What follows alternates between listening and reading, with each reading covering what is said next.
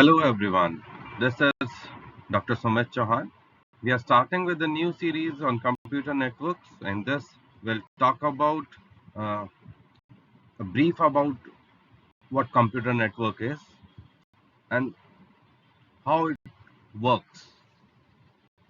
In this video, we'll discuss about the introduction of computer networks, basics of data communication, and in basics of data communication, we'll discuss about what are the different components of data communication, what are different transmission modes like simplex, half duplex, full duplex, and what would be the data flow, what are the topologies, and what are the types of topologies that we have.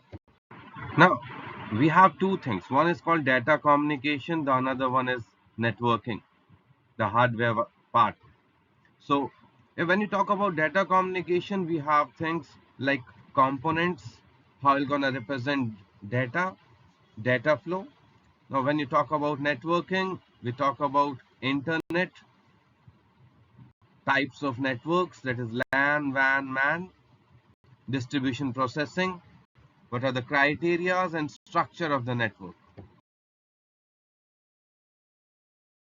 Basics of data communication. In basics of data communication, we discuss about components, data representation, and direction of data. There are 5 components of data communication. First, we require a sender. Second, we require a receiver. Third, we require a message. Fourth, we require a medium, means a channel, to travel the data from sender to receiver. And lastly, we require a protocol. Protocols are basically a set of rules and regulations. Talk about transmission modes. In transmission mode, the first type is called simplex. Now, simplex means that data can only travel or data flow would be only in one direction. It can't be bidirectional.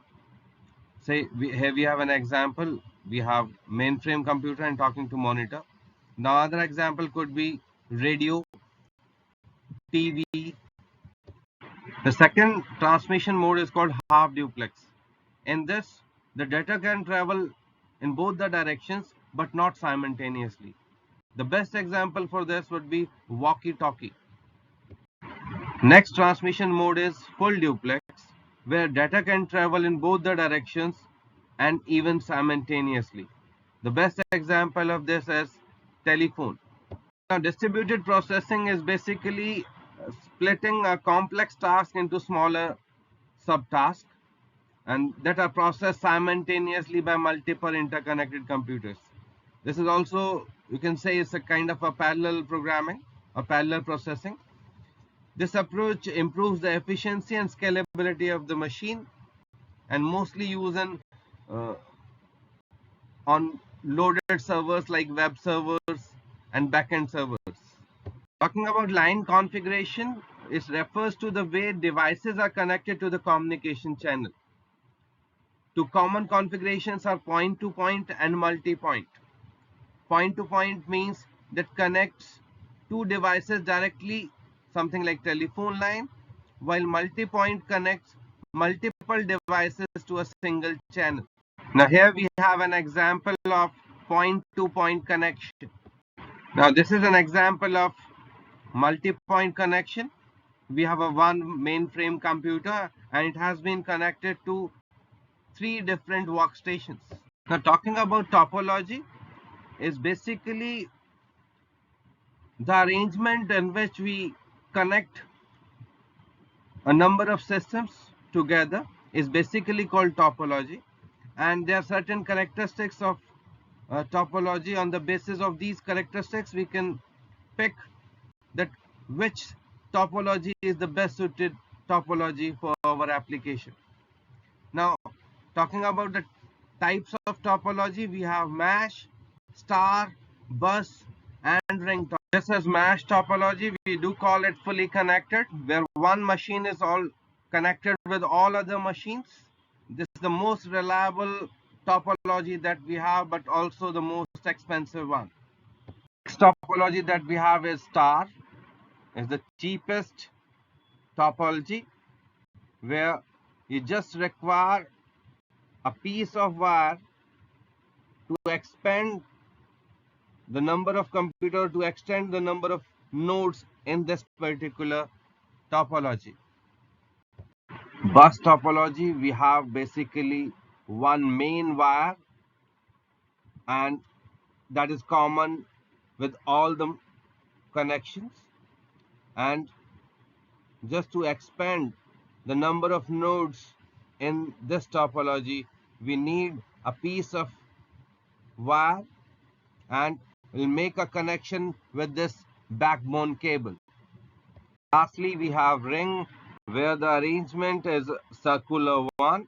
That one system is connected with the other system, and then the other is the next system, and the last one is connected to the first one.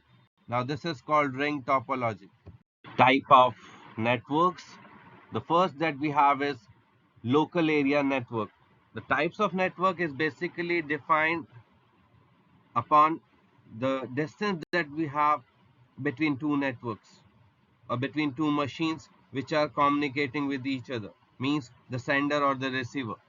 So if two machines are within a range of 1 kilometer, then we can call that particular network as local area network, known as LAN.